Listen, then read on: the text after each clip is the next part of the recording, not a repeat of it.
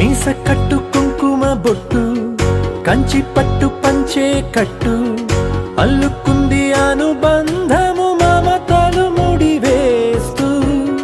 తను తన తాళి బొట్టు ఆమె తన ఆయువు పట్టు ఏకమైంది దాంపత్యము 7 అడుగులు వేస్తూ నాలో సగం నీవంటూ